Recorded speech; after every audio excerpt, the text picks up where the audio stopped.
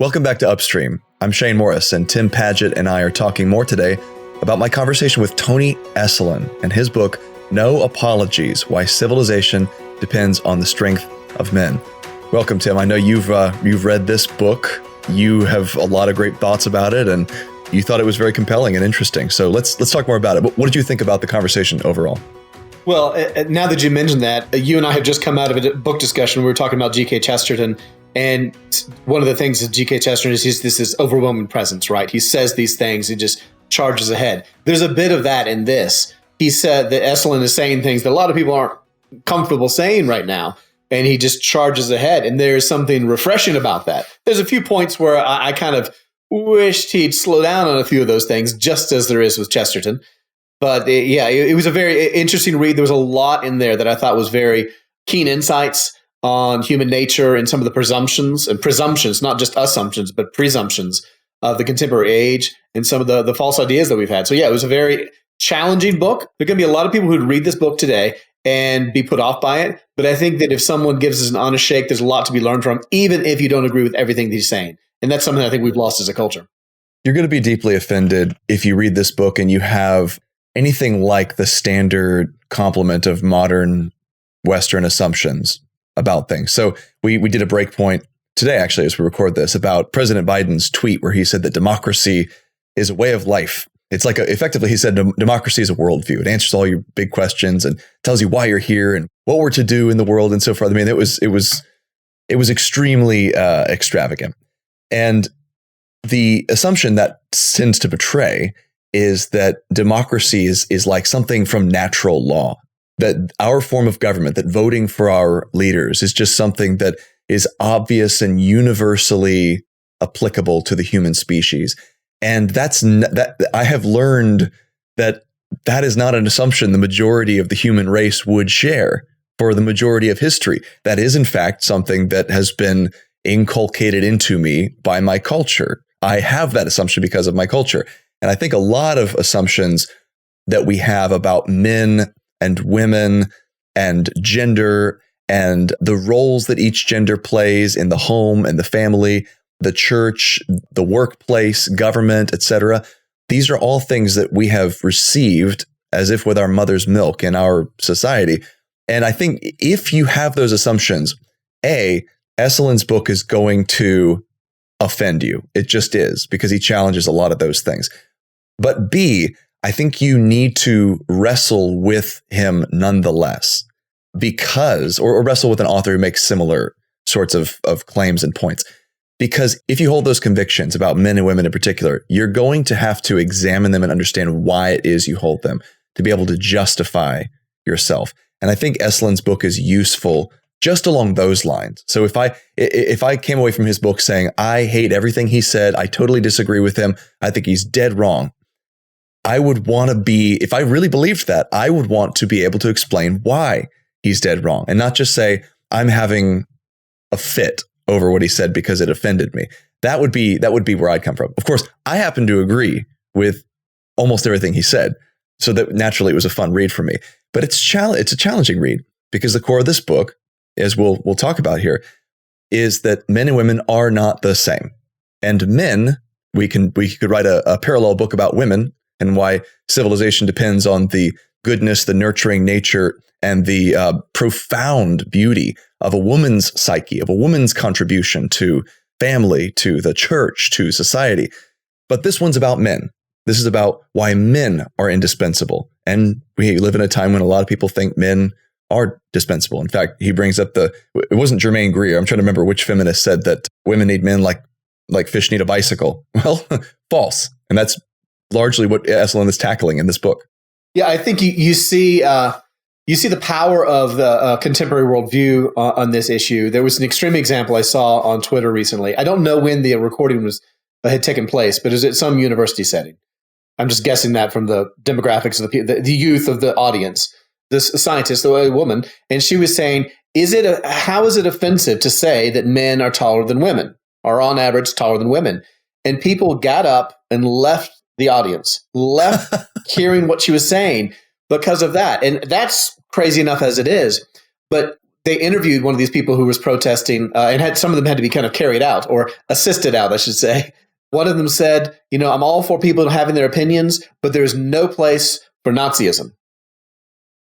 In this person's, this is a young man, in this man's perspective, that to say that men are on average taller than women was not just equivalent to, maybe he was using hyperbole, but I don't think so, that it was Nazism.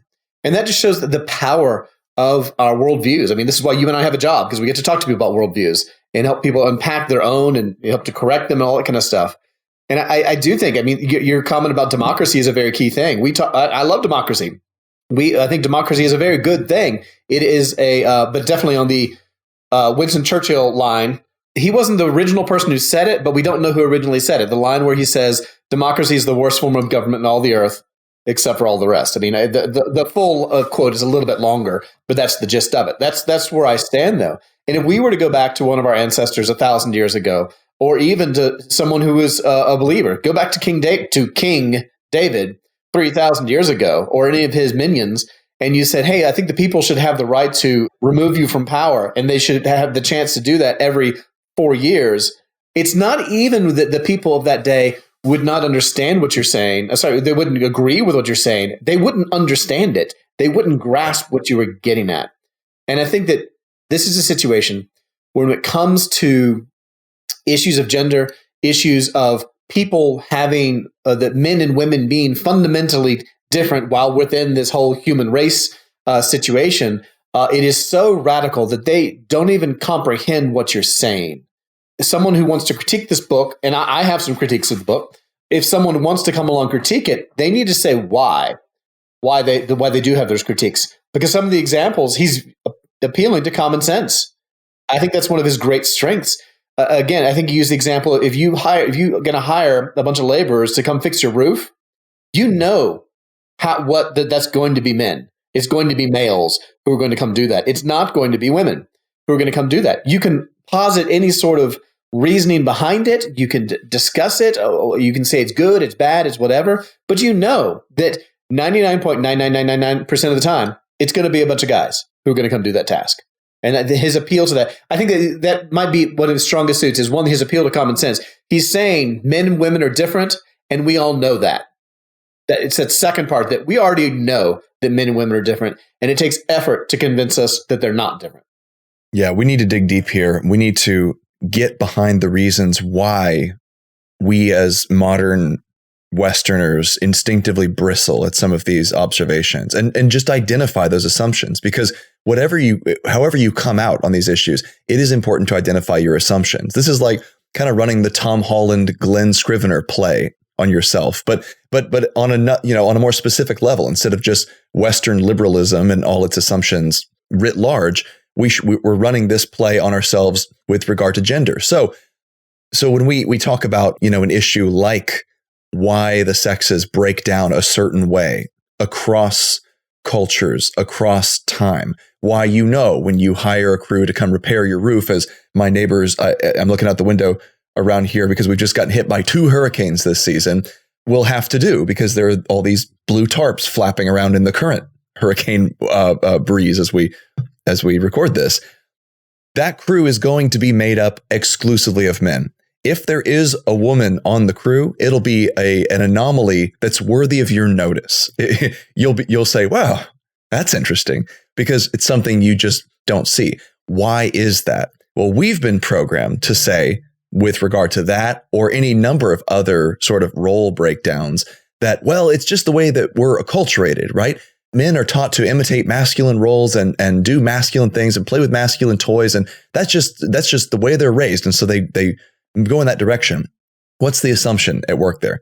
The assumption is the tabula rasa, the blank slate, that human beings are basically born as generic human units that have no pre-programming, no tendencies, no interests, no desires that, supersede their basic programming, except perhaps being born gay, which is that's the one area where we're willing to violate this sort of thing. But they cannot have masculine and feminine tendencies. There cannot be a difference that breaks down along those lines. And we're so convinced of that.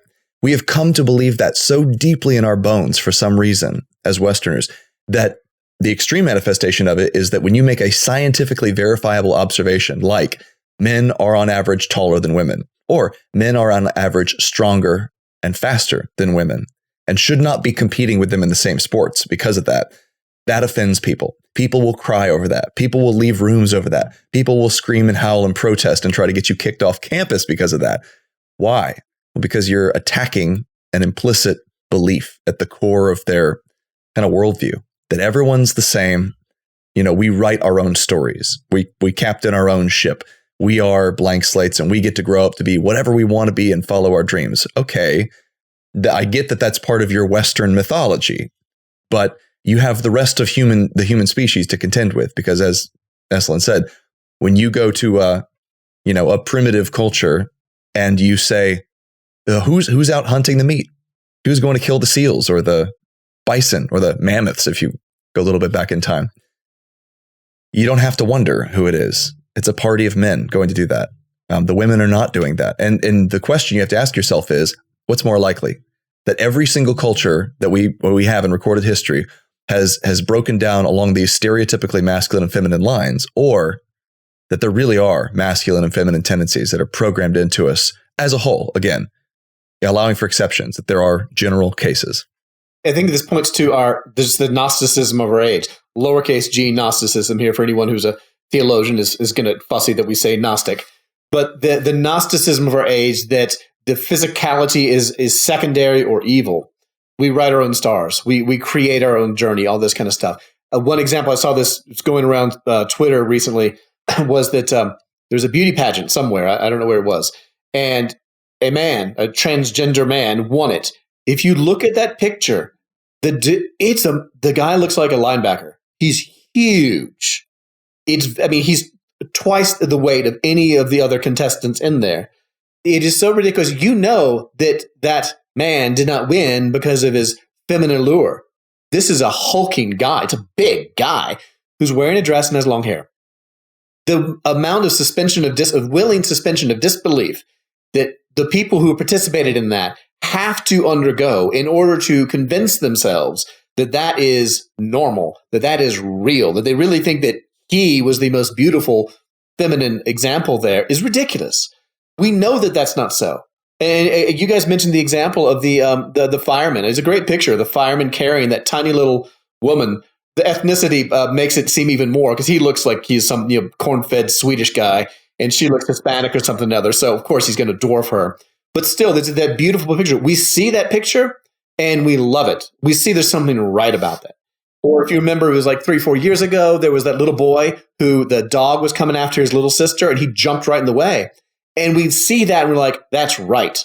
That's right. It's not simply because he's older, though that plays a role too. Those are connected issues, that the ones with strength should care for the ones who don't have the strength. But everyone recognized that's a hero. Whereas I told you in my notes, I think that there's been a recent thing for all our pleasures, all of the prosperity we have in the West. When the you-know-what hits the fan, we recognize there is a significance to men having roles. So back in February, when the Russians invaded Ukraine, I think it was the largest internal dislocation in Europe since World War II. Millions fled. And there were all these sadly beautiful pictures of these, these elderly people or younger with moms with small children, stuff like that. They're saying goodbye to their sons, their husbands, their fathers, because they're going to flee to safety, as they should. They're going to get to Poland. They're going to get to Czechia. They're going to get to wherever else. But they're going to get to safety. But the men had to stay. They didn't just want to stay. They had to stay. Now, again, there were several women who stayed and fought. Now, you can get into whether that's right or wrong, but whatever. They didn't have to stay. They were not required to stay. They volunteered to stay. The men were literally dragged out of these refugee convoys, pulled out, and those who tried to flee were scorned, were mocked, because they recognized, what are you doing? You need to stay and fight. You need to stand and fight for your people here. It was recognized that these men from, say, 16 or 17, whatever, until, I guess, 50 or whatever the age is in such an extreme emergency, they were dragged in order to fight. Now, most of them volunteered. They did all sorts of, they're quite happy to do so, but some had to be dragged. The only people I saw protest was questions about transgenderism. And I think this is really telling, because these were biological men. These are men who have convinced themselves that they're women. they were protesting that the border guards, the Ukrainian border guards, were making them prove that they were women or whatnot by an anatomical study, I guess, shall we say? And they protested, saying we should not have to go because we are transgender. The key thing in that was they didn't say I don't want to fight. They said I should not have to fight because I'm not actually a man. So even in this completely turned around understanding of everything about biology, about anatomy, about the reality of the world, they recognized that in a crisis like that, who is supposed to stand and fight? It's supposed to be the men.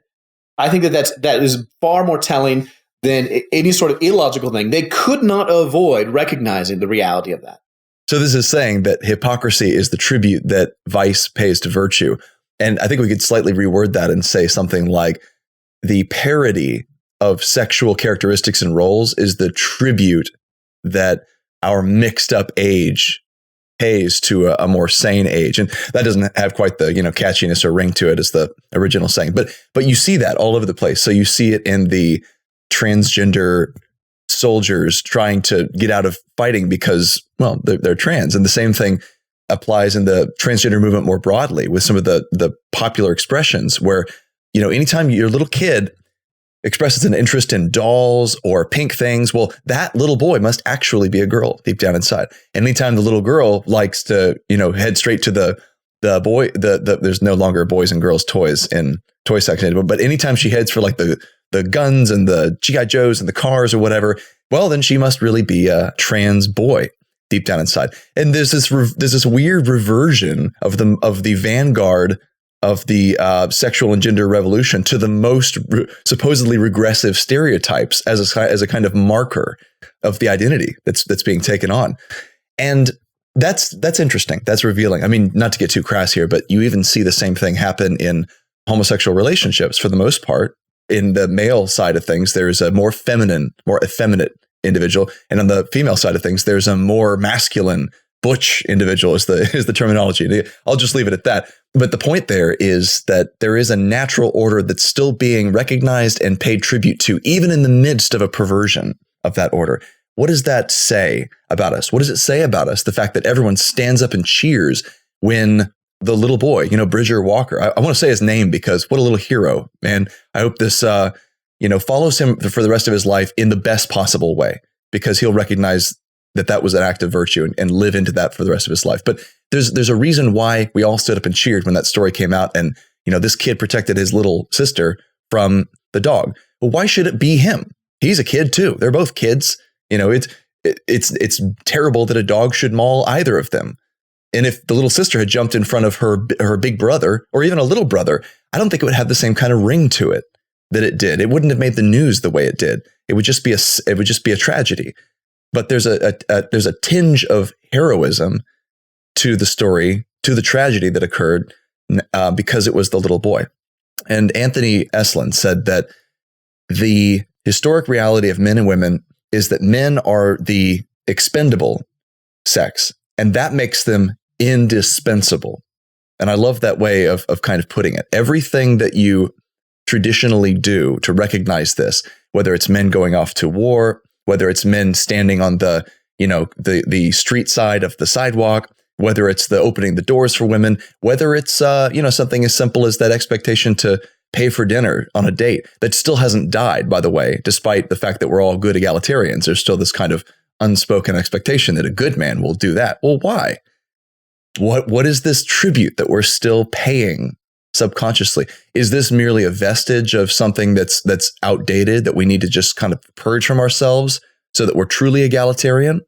Or is this a recognition of something that's true about us that we're unable to fully forget? I think it's the latter, and I think he makes a really strong case for that. The other things that I think we need to talk about, and you mentioned this a little bit in your notes, Tim, but we're talking about strength for the most part. Physical strength is a very obvious manifestation of the difference between men and women, because it's one you can just measure in such an easy way scientifically.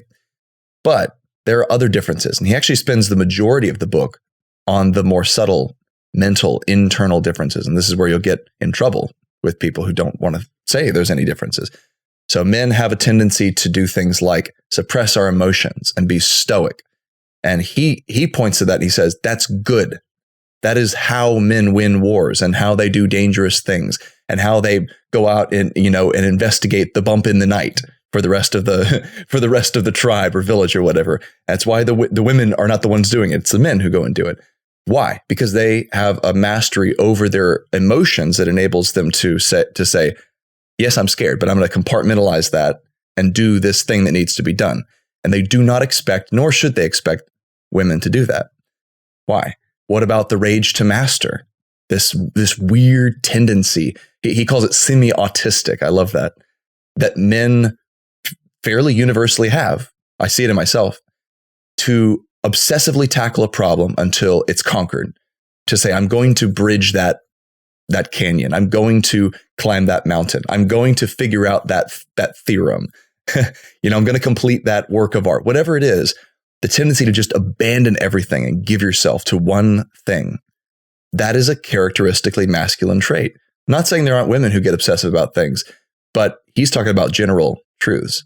And the exceptions don't disprove them. They actually prove those general cases. Yeah, it reminds me, oh goodness, what's a comedian? I forgot. We cited him once recently. He was talking about that he feels like everyone's dads, being like his generation looking older, everyone's dads is cramming for some massive World War II trivia game that's supposed to happen sometime in the future. Yes. And someone else noted that I know you're not quite 40 yet, but it said that when you turn 40, every man has to decide whether he's going to become a master of World War II knowledge or of smoked meats. You have to choose one of them, and you're going to choose one of them.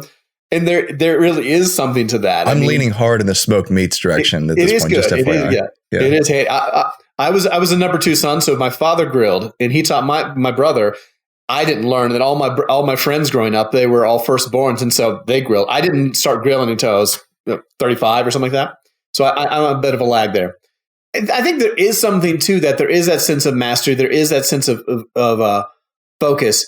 That was one of the places where I thought, I think he's got a good idea. I was uncomfortable in that he treated it as though it's kind of an absolute. I think obviously, as you say, the physicality is objective. Though the strange that, again, people try to ignore it. And something I put in the notes here, that people try to ignore it when it comes to sports. Oh, that's just a socialized thing. But I saw this recently. Interview with, it was a clip of an interview with one of the Williams sisters, those who are just so amazing at tennis. They recently made a movie about them. I don't remember which one of the sisters it is. I'm not enough of a sports fan to know which one is which. But she was talking about how one of the top male stars said, hey, why don't we have a one-on-one match? And she was like, no, there's no way that's happening. And I mean, she is clearly one of the best female tennis players there has ever been. Okay. There's no way her stats are astonishing from what I understand. Again, not a huge sports fan, but she's prominent enough that even I've noticed. But she's pushing on that. And someone said, well, why not? Why not? She was like, look, men's and women's tennis, it's almost 2 entirely different games in terms of the sports, so the physicality of it, how fast they can hit stuff, how quickly they can turn, how just the power that's in there. People try to deny that. And the talk show host was actually pushing back on her. He was like, oh, no, you could do it. And she's like, no, there's no way. There's just no way that could happen. People try to ignore it, but it is a reality. It's a little harder to quantify this aspect of Esolen's point. I think there's a lot to it, but I looked at that as being a little bit less firm. Now, again, it may be less firm simply because you can't quantify it. It's like the difference between, you watch the Olympics and who wins the track and field thing? Well, it's who runs the fastest, who throws the farthest, all that kind of stuff. But when it's something like, well, I'll try to avoid gender stuff, diving. It's a more intuitive sort of thing. How do you judge who's the best diver? Well, you can talk about form, but there's a bit of an art element too. This, I would say, is closer to that because I see what he means. I see what he means about the men wanting they craft a hobby. They become the master of something other. And there's that great satisfaction they have in this externalized task. I guess it's a little, again, it's harder to prove that that's what's going on. Here's one place where you might be able to not prove it, but indicate it. In grad school days, for about 6 months or so, I was a janitor in an office, which is an interesting job to have. You learn all sorts of things about human beings in such contexts. One thing I noticed was that on the desks of the people in this office, you could tell almost immediately whether it was a man's desk or a woman's desk. Not only were there the stereotypes of the men's desk tend to be a bit more Spartan, and the women's desk tend to be more decorative and stuff like that. But again, you could write that off to all sorts of stereotyping or socializing. But one thing I noticed pretty consistently was when it had photos of their families on the men's desks, it had a picture of the wife and kids. On the women's desks, it tended to be them and their wife and kids. You mean them and their spouse and kids? Sorry, yeah, exactly, yeah. But they're looking. The men are looking at their family as something. I am here, they are there. Now, loves them, I'm sure, but it was a distinction there. Whereas the women's desk tended. Again, I don't know if you want to. Maybe we could do a study and see if it's actually so across the board. But they tended to have a picture of all of them together as this cohesive whole. I think there's probably something other in there. I was just a little bit uncomfortable with the emphaticness with which he pushed that. With some of these things, when it came to personality traits, I think he's really got something. But I don't think he seemed to be speaking it as though it's hermetically sealed. Men do this, women do that. Men like this, women don't like that. All that kind of stuff. And that's where I was a little bit uncomfortable. The book is called No Apologies, and I think part of his strategy was to just state truths without killing them with 1,000 qualifications. And that in itself is part of the antidote. That's part of what he's trying to give the modern reader is like, here's some truths, and you're gonna kick and scream and you're gonna hate these, but these are truths, and I'm not gonna apologize for them. That's an interesting approach as far as demonstrating these things empirically. This is where it gets challenging to the modern reader or listener. You could ask, okay, what evidence do we have that men and women are different as regards this sort of rage to master, as he calls it, the obsessive and monomaniacal need to understand and conquer a problem. And I guess I would ask, how many great inventions can you name that were the result of women inventors? How many mathematical theorems were mastered and promulgated by women? How many discoveries of new lands were made by women? How many engineering feats were accomplished by women? And you could go on and list the sort of things he does in the book. And the immediate defense mechanism of the modern mind is to go, well, that's just because women and men have been acculturated differently. And there's sexism and discrimination that's kept women out of those professions. And of course, Jordan Peterson's response to that is, well, let's look at the freest, most conceptually egalitarian societies that there are, the ones where they have said men and women can be anything they want and there's no barriers between them. We're removing all the barriers socially, politically, sexually, financially, whatever. We're going to remove the barriers. And so you get to the Nordic countries and Sweden and Denmark and Norway. And according to his analysis, I have to go and look at everything, but he's claiming that these are some of the most sexually segregated countries in the world as far as chosen professions go. When given the choice, men gravitate toward the inventing, the engineering, the mathematics, the monomaniacal conquest of a problem. Women gravitate toward social professions, caring professions, low physical risk professions, low physical strength professions, things that require a sort of egalitarian group effort. The stereotypes recreate themselves in very short order without external impositions. And so what do you do? How do you explain that? And I guess at that point, the modern reaction is to just gaslight ourselves and say, oh, we've just internalized misogyny.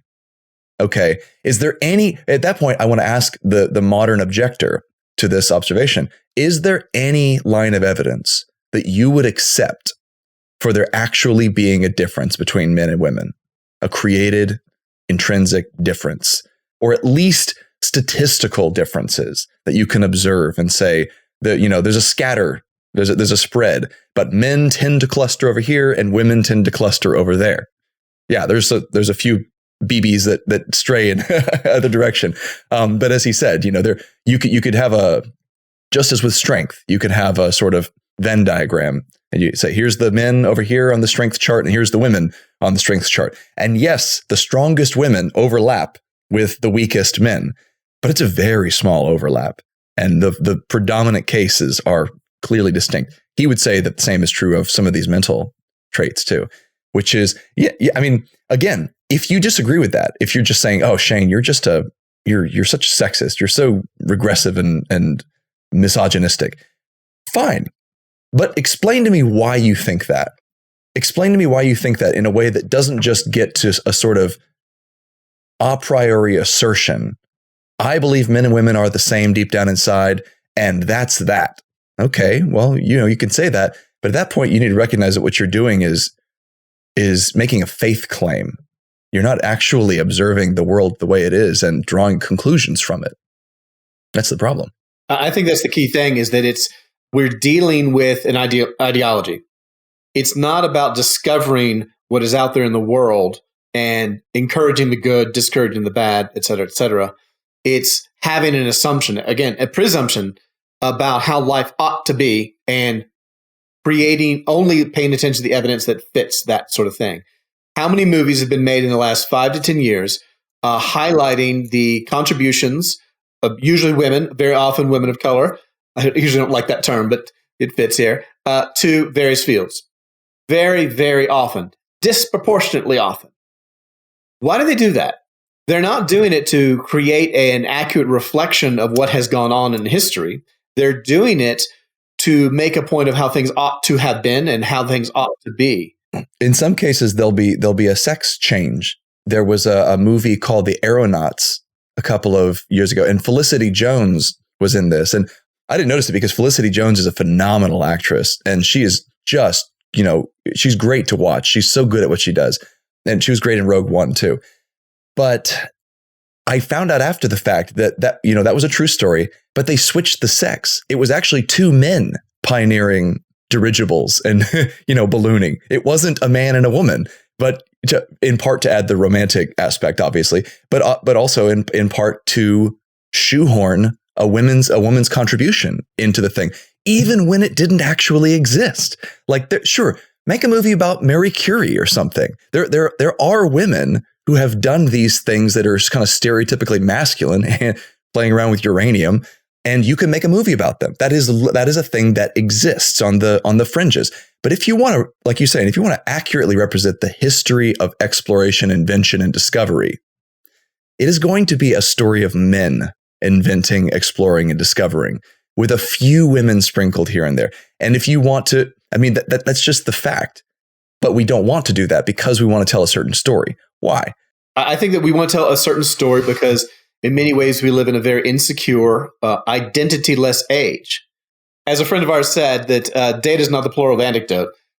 My observation is some of the times of my female friends, the ones who have been the most self-confident, sure of themselves, have been the ones, who had very strong relationships with their fathers. I think that has been a key thing.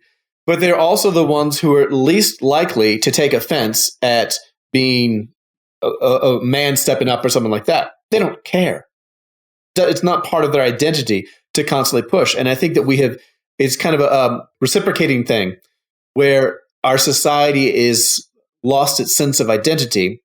And we've been foisting on many of us the idea of you have to go craft your own identity. The only identities worth pursuing are the ones where you put yourself forward in these very typically masculine senses of you. It's combat, it's conflict, it's hierarchies, it's status, it's value, those sorts of things. Yeah, it's the boss bee. And this is the way that movies work now too. It's the women's roles have actually been radically restricted because, you just watch, it's movie after movie after movie of a woman either literally taking up the mantle or the hat or the whip or the sword or the costume of a male hero. So apparently this happens with the new Indiana Jones. I've heard a kind of leak that he gets replaced by a woman, and this has happened again and again.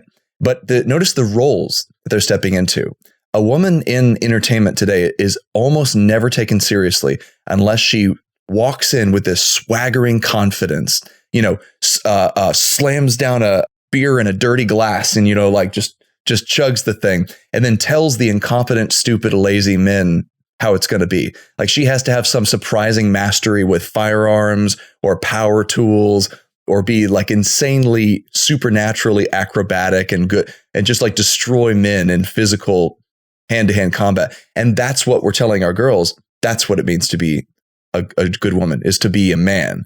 Where are the depictions of female virtue and skill and mastery and care and tenderness and beauty? I mean, all the virtues that the whole human race up until 3 seconds ago extolled.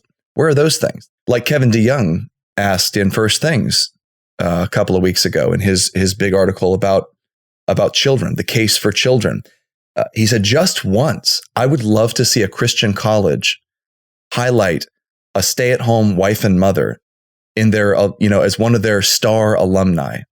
Why don't they ever do that? Why is it always the woman who's gone to be a chemist or a CEO or something like that? That's the measure of success, huh? That's what it means to be a successful woman. I think that you see that in the development of feminism over the years. In that, actually, I just saw, I was on Facebook a minute ago, and someone had noted that the Wall Street Journal article was talking about, I forgot which one, said maybe Susan B. Anthony, saying that yes, Susan B. Anthony was pro-life, and that's like mind-boggling to the present world. There was an SNL skit about that. It was pretty good. Oh, good, yeah. But yeah, the fact that the idea is that to be valued is to be strong in the male sense. And it's like some of the second or third wave feminisms embraced only masculine virtues as being valuable. And I think that some of that I think is his historical pedigree, because I think nearly all human societies equate status and value. The higher status you have in society, the greater value you are seen to be having. So very contrary to what you see in Lord of the Rings, where power is actually a dangerous place to be, and how much you have in so many other in so many other stories. The Christian virtue, Christ wins by dying. There's a virtue in loving the unlovable. There's a beauty in that. Nearly all societies, they will equate how much status you have within that society with how valuable you are as a human being, as a person. So the king is more important than the peasant, and so on and so on and so on. And this is something that I think that many men embraced. And this is another place where I kind of had a pushback towards Esolen on this, that in the past, it's not as though, for all we rightly say that until 3 seconds ago, people thought this way. Well, it wasn't a perfect place. Men really did and do continue to abuse women, abuse the power that they have. They abuse the fact that they're twice as strong. They abuse the fact that they can terrify, that they have mastered their emotions. And they've done that. And they began to, since they had the loudest voices, they were able to say masculine things are better. Not different and good, but different and better. And they spoke that. And then I think that many of the, particularly getting into the 1900s, many of the feminists began to pick that up too. Those masculine roles, being the boss, taking charge, fighting, being the dominant, putting yourself forward, these typically masculine vices and virtues, these are the things to embrace. These are the only things that matter. So what is one of the least valued roles in this concept of things? Having a mother having children. Okay, you and I have kids. I'm betting you were in the delivery room with your wife. I was with mine. I can't imagine undergoing what she went through. We want to talk physicality, it's a different kind of strength. But that is denigrated by men, and that has been in the past, and is denigrated by many feminists today as that's the lesser calling. Oh, you're just a mother kind of thing. That's nonsense. And so I think that we've embraced that, and now we're in an age that is trying to say that one of two things, that you can be whatever you want to be, regardless of your nature, but also there's only certain things that you might be what you want to be, but there's only certain things that are worth being. And that is status, pushing, challenging, this kind of thing. So there is a great problem with that. The place that I have a bit of a pushback with him is, you talk about Venn diagrams, and I think that's right. You talk about probabilities and trends, and I think that language is helpful. And maybe he did it on purpose. There is a value in using intentionally shocking language to get a reaction from people, to make them think. I think there is a great value in that, and maybe that's what he's up to. But I wish he had, in his book and in his conversation, allowed for the exceptions. I'm here at my home. If you go downstairs to our garage, you've been here. You go down there are dozens of power tools. None of them are mine. I have like the weed eater and things like that. But all the carpentry stuff, they're all my wife's. She very much into building and mastering and stuff like that. But you come and look around here. This is not like two men. She's not manly at all. It's very clearly there's a woman in this house. It is a home, not simply a house. You can probably very well imagine what my bachelor pad looked like before she came along. I mean, literally at one point, I was sleeping on multiple camp chairs that had taken the arms off. So you can imagine the whole stereotype was there. So I think that he needs to, in conversations like this, we need to acknowledge that not everyone fits precisely in that. Or conversely, there are going to be those young men or older men who they don't want to go get dirty. They don't want to go build something. They are more sensitive. They are more feminine, not female, in that sense. They're on that spectrum. They're in a different place. They're a little bit more towards what we normally think of as being feminine. We need to allow for that. Men who are interested in poetry, men who are interested in the softer things of life. And we don't have to say to them, you're not a real man because you don't, flatulence and burp. And well, to be fair, I mean, and you've read the book too, he quotes poets numerous times in the book. He clearly has a category for the poet warrior among men. That is just something that he acknowledges. This is not at all a book about the stereotypically grunting and drink your beer and all that stuff. This is not machismo. It's something much more historically informed. But I totally resonate with what you're saying, and this is probably a helpful thing as we wrap up here to think about, to think even further on. A lot of people will hear a conversation like this and they will say, well, I don't fit the general case that you're describing. Does that make me less of a man? Or does that make me less of a woman? And that's the question that you sort of have to answer. And I think it gets you into some ambiguous territory where wisdom is very important. So what I mean by that is, and I'm speaking from experience here. So I'll give you an example. I don't like team sports. John has sort of relentlessly teased me about this, and that's totally fine because it's kind of funny. And my dad loves team sports. He's always watched football, always watched basketball, followed a number of teams here in Florida, especially after they actually got good. That was fun. But I always looked at team sports and I was like, for a while I fell into this place of making fun of the sports ball kind of thing. It's just like, yeah, I've got more interesting things to do. I want to go scuba diving and I want to watch nature documentaries, and I wasn't lacking in sort of stereotypically masculine things, typically concentrated on outdoors, right? Camping, that sort of thing. But the team sports thing just never did it for me. It wasn't interesting to play. It wasn't interesting to watch. And I came to a point where I realized that what he says in this book is very true, that I needed to stop taking myself and my preferences as sort of like the ideal, but B, saying that I have there's no place for me to change. There's no place for me to re-examine myself. There's no place for me to grow and develop and say, oh, maybe there's a side of yourself, Shane, that you need to kind of cultivate. Because I recognize now a lot of the good that's happening there in team sports. And he talks about this.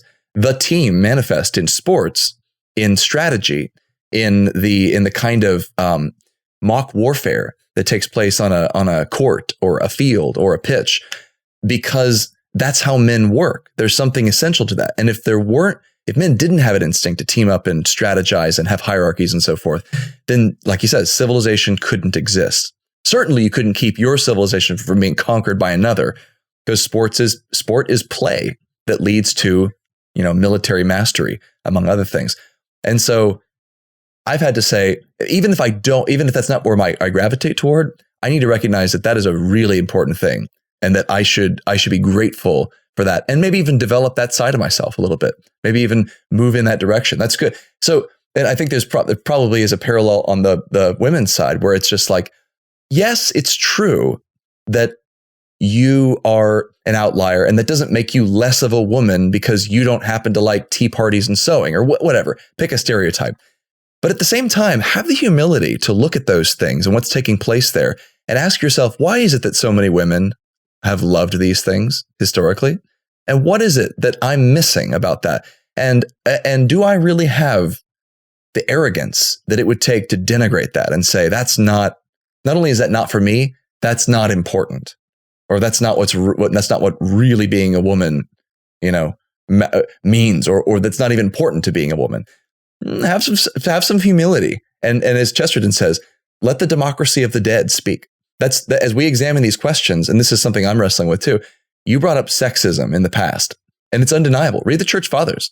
They were really pagan thinkers, especially, but even some Christian thinkers who, for a very long time, very much denigrated women, viewed women as defective men, as like lesser, not as equal partners in the complementarian sense, but as actually lesser and worse beings. So, to what extent is that something that we have to correct in the present? And on what basis are we correcting that? And what are we correcting to? Those are some really important questions that we need to ask with humility, hearing the voices of the dead, and not just reacting against them, because that's the progressive thing. That's what everyone's doing today in the modern West, is just reacting against their real or imagined daddy that they hate. It feels like, yeah. Anyway, Tim, this has been a good discussion. We're past our time here, but thank you for talking about this. Again, the book is called No Apologies: Why Civilization Depends on the Strength of Men. I will say, pick it up, read it. Esolen is an interesting and compelling writer, but be warned, you will probably be offended at some point. And like I said, be offended by all means, but be offended well, and think through why it is that you are taking objection to what he's saying, because I mean, that's what we're doing here, going further upstream, right? So thanks, Tim. Sure thing.